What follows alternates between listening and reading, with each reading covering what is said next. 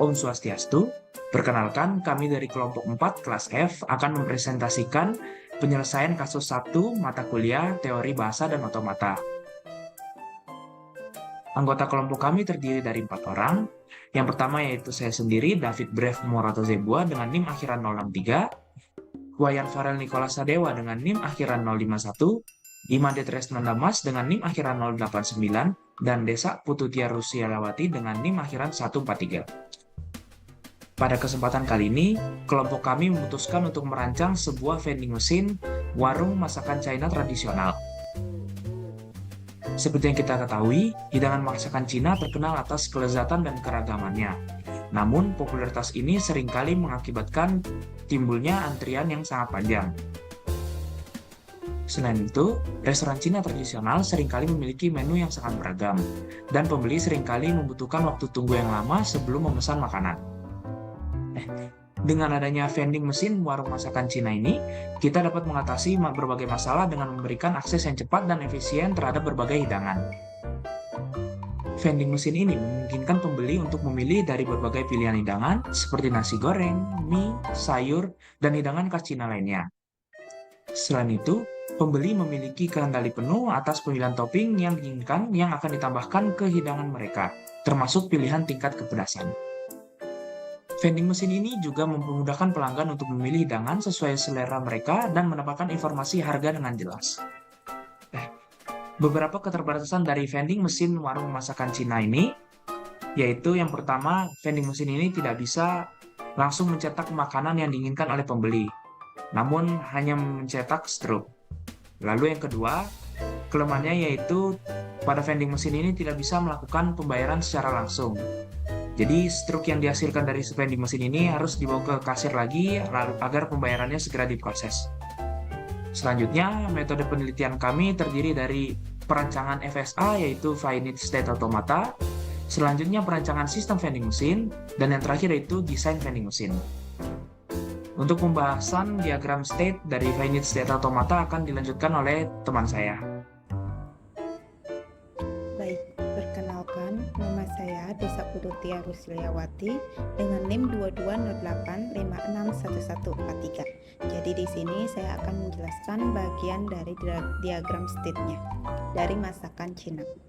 Nah, yang pertama kita menginisiasikan state awal itu dengan key and roll. Nah, key and roll ini memiliki beberapa input 5 jenis inputan berbeda yang dimana akan mengarah ke masing-masing state.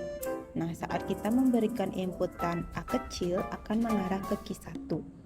Kalau B kecil akan mengarah ke Q2, C kecil akan mengarah ke Q3, D kecil akan mengarah ke Q4, dan juga E kecil akan mengarah ke Q5.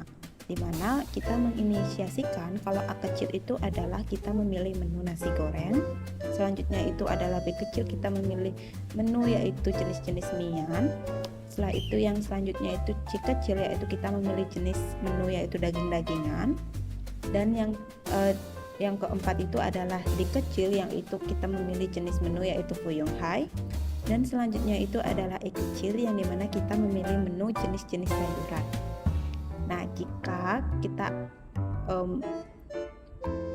mengatakan bahwa user ini akan memilih A kecil yang dimana akan mengarah ke Q1, akan diberikan beberapa pilihan, yaitu 5 pilihan: J kecil, K kecil, L kecil, M kecil, dan epsilon, yang dimana J, K, L, M ini adalah 4 jenis topping berbeda, dan selanjutnya itu epsilon itu artinya kita tidak memilih topping. Nah, dimana kita inisiasikan kalau J itu adalah pilihan telur, K itu daging ayam, L itu adalah udang, M itu adalah cumi. Nah, dimana jika kita memilih salah satunya misalnya yaitu J, akan diarahkan ke Q6. Nah, dimana Q6 ini kita akan diarahkan lagi ke beberapa pilihan, yaitu ingin menambah topping atau langsung ke state pilihan rasa.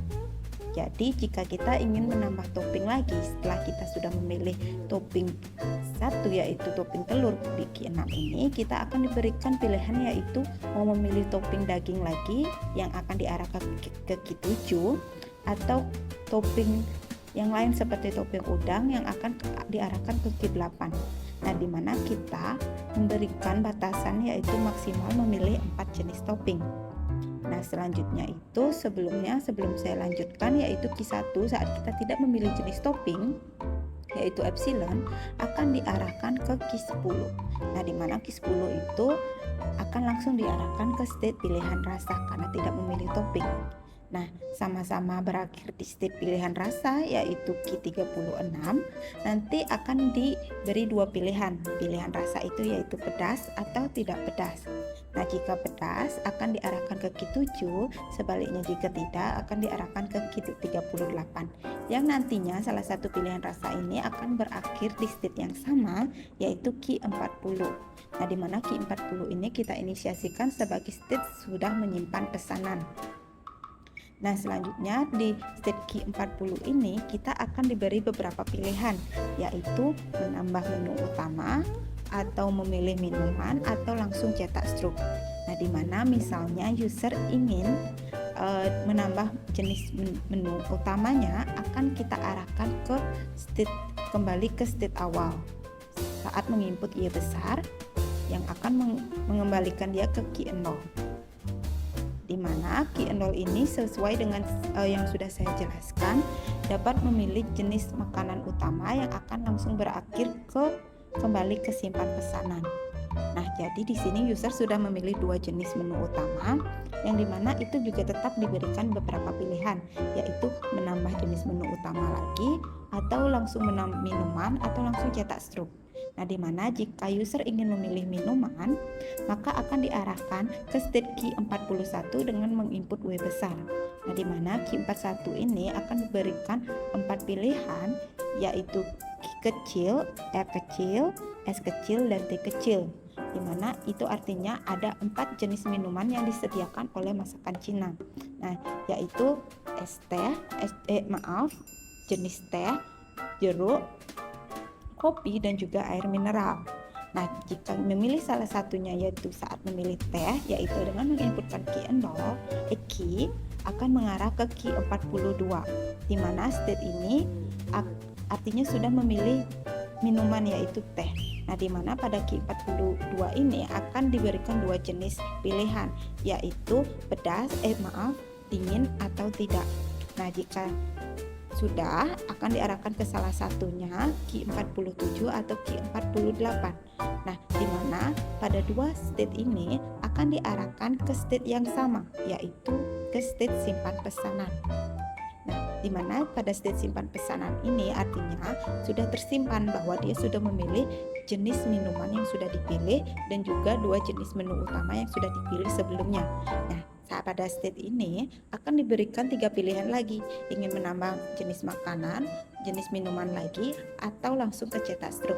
Jika ingin mencetak struk, itu user akan diarahkan ke state final state yaitu Q39 yaitu cetak struk, di mana nanti vending mesin akan menghasilkan struk yang akan nanti diarahkan ke kasir langsung. Nah, di sini kita juga menginisiasikan bahwa kita tidak harus memilih makanan terlebih dahulu, tetapi kita bisa hanya memilih minuman pada vending mesin ini. Nah, jika kita tidak ingin memilih makanan tetapi ke minuman, itu akan diarahkan langsung ke state Q41 yaitu state memilih minuman dengan cara menginputkan W besar. Nah, pada state minuman ini seperti sudah saya jelaskan akan diarahkan ke salah satu state dari 4 state yang sudah disediakan, yang nantinya salah satu state ini akan diarahkan ke salah satu dari 2 state yang sudah disediakan yaitu dingin atau tidak. Nah, di mana salah satu state-nya ini Q47 atau Q48 akan diarahkan ke state yang sama yaitu simpan pesanan, di mana artinya sudah tersimpan pilihan satu jenis minuman yang sudah dipilih. Nah, di mana user ini sudah menyimpan bahwa dia sudah memilih satu jenis minuman. Nah, akan diberikan pilihan nih, mau milih makanan utama atau mau milih minuman lagi atau langsung ke cetak struk. Nah, di mana jika user hanya membeli minuman aja, maka akan diarahkan langsung ke cetak struk yaitu final state-nya yaitu Q39. Jadi itu saja yang dapat saya jelaskan mengenai diagram state-nya itu. Yang selanjutnya akan dijelaskan oleh teman saya. Ya, selamat malam. Perkenalkan, nama saya Imade Tresnanda Mas dengan NIM 22085611089 dan sekarang saya akan menjelaskan implementasi diagram finite state automata dengan Python. Pertama, di sini saya membuat 3 kelas, yaitu kelas barang, kelas minuman, dan kelas DFA. Kelas barang ini berisi variabel-variabel yaitu nama, harga, pedas, dan topping. Topping di sini itu merupakan suatu array karena pada suatu makanan itu dapat memiliki lebih dari satu topping. Lalu selanjutnya ada kelas minuman. Kelas minuman ini kurang lebih sama dengan kelas barang, tetapi dia hanya ada nama, harga, dan di sini bukannya pedas tapi dingin. Untuk ngeset apakah minuman yang dipesan itu dingin atau tidak. Lalu selanjutnya ada kelas DFA yang berisi final state. Final state di sini merupakan suatu array juga karena pada suatu DFA bisa terdapat lebih dari satu final state. Lalu di sini ada initial state yang dimulai dari 0, current state dimulai dari 0, dan previous state. Lalu selanjutnya di sini ada fungsi yang namanya automata yang menerima parameter inputannya berupa DFA dan string. Nah, di sini fungsi ini dibuat berdasarkan dari diagram finite state automata yang telah dirancang berdasarkan kasus vending machine-nya. Jadi diagramnya ada di sini. Nah, jadi fungsinya ini didasarkan dari diagram finite state automatanya. Nah, pertama dideklarasikan suatu order list yang akan menyimpan benda-benda, barang-barang, makanan-makanan, minuman-minuman yang dipesan oleh user. Lalu di sini dilakukan suatu looping for letter in string. Jadi di sini looping ini akan berjalan untuk setiap iterasi huruf-huruf yang ada di dalam string inputan user. Misalnya user menginputkan berupa A, B, C, D, E, F, maka loop ini akan berjalan untuk iterasi A, B, C, D, E, dan F. Nah, di dalam looping ini terdapat percabangan untuk setiap state yang ada dalam diagramnya, dan di dalam percabangan state-nya itu terdapat percabangan lagi untuk setiap inputan huruf yang dapat dimasukkan oleh user. Jadi di sini kalau state-nya sekarang adalah 0 dan dia menerima input berupa A, maka state-nya itu akan berpindah ke state 1 dan orderan sekarang itu adalah nasi goreng dengan harga 15.000 sesuai dengan diagram yang telah dirancang. Jadi misalnya user menginputkan A, maka dari key 0 dia akan beralih ke key 1, di mana key 1 ini adalah nasi goreng. Lalu dari key 1, if DFA current state sama dengan 1, jika dia menginputkan berupa J, K, L, M, maka dia akan menambahkan topping. Nah, percabangan ini akan dilakukan terus-menerus untuk setiap state yang ada di dalam diagram. Jadi total ada kurang lebih 48 percabangan. Nah, jadi dapat dilihat seperti ini. Jadi kurang lebih percabangannya dilakukan dengan percabangan untuk setiap state yang ada, lalu di dalamnya untuk setiap inputan huruf dari usernya. Lalu untuk pengujian diagramnya dilakukan di aplikasi terpisah sendiri namanya app.py. Jadi di sini saya pertama inputkan file module.py yang berisikan kelas DFA-nya, kelas minuman, kelas barang, dan fungsi automatanya. Di sini dideklarasikan suatu variabel A yang merupakan kelas DFA dan di set final state-nya itu adalah 39 sesuai dengan diagramnya yaitu 39. Nah, di sini dipanggil fungsi automatanya dengan argumen yang dimasukkan adalah A yang merupakan kelas DFA dan string yaitu yang merupakan inputan dari usernya. Lalu di sini dilakukan percabangan lagi if test is not none.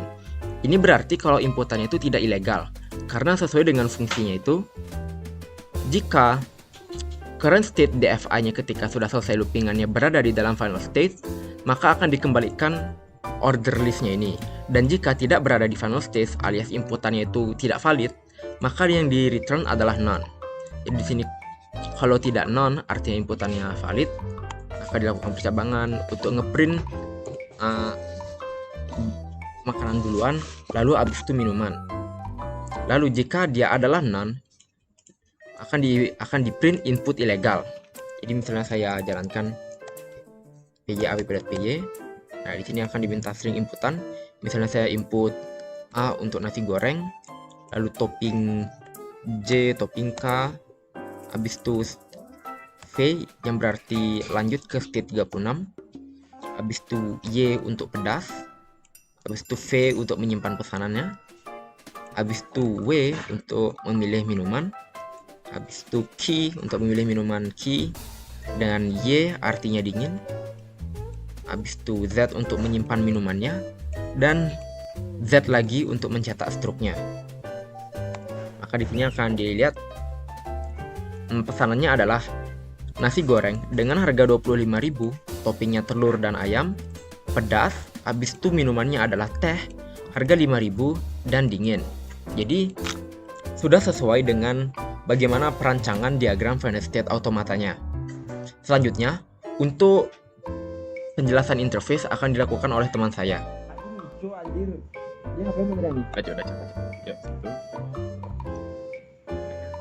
Nah, baik, perkenalkan saya Farel dengan NIM 51. Kali ini saya akan menjelaskan tentang vending machine kami pada bagian interface-nya.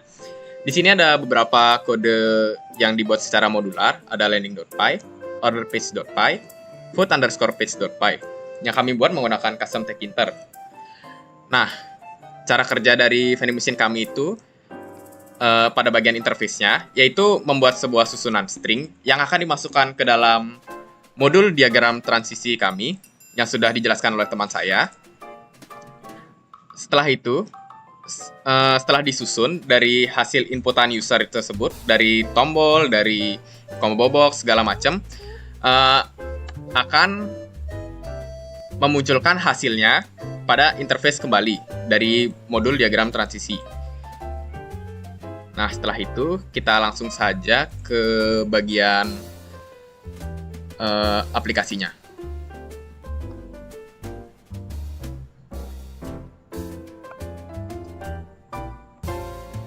Sudah kita testing, kita ulang. Oke. Nah, di sini terdapat landing page awal dari vending machine kami. Langsung saja kita get start. Ada pilihan pilih makanan atau minuman. Di sini saya akan coba pilih makanan terlebih dahulu. Nah, setelah itu terdapat beberapa menu. Menu nasi goreng, mie, daging, fuyung hai, sayuran yang memiliki page berbeda-beda. Dan menunya itu ada lagi di dalam page tersebut.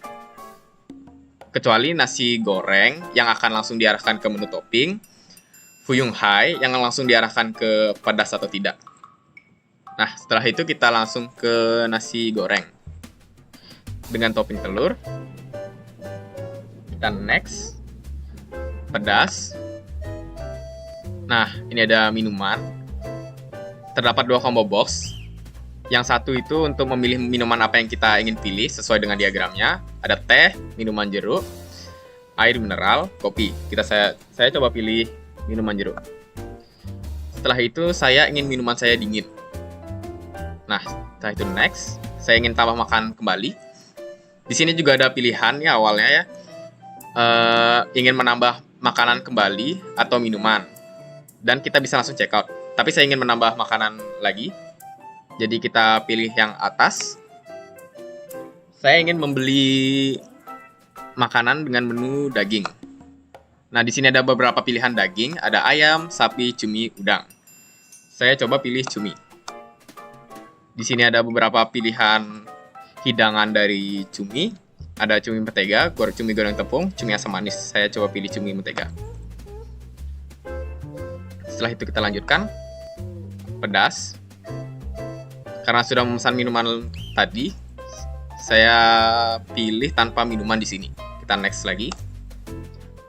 Nah, jika sudah selesai memesan, kita akan langsung check out. Nah, di sini akan tertampilkan struk dari pesanan yang saya buat. Di sini ada nasi goreng dengan harga 20.000 dengan topping telur, pedas. Di sini ada minuman jeruk dengan harga 5.000 dingin. Setelah itu saya memesan kembali cumi mentega dengan harga 15.000 tanpa topping pedas. Nah, total harga pesanan tersebut adalah 40.000. Jika sudah sesuai, langsung saja bayar di kasir. Nah, sekian dari penjelasan vending machine kami. Saya ucapkan terima kasih.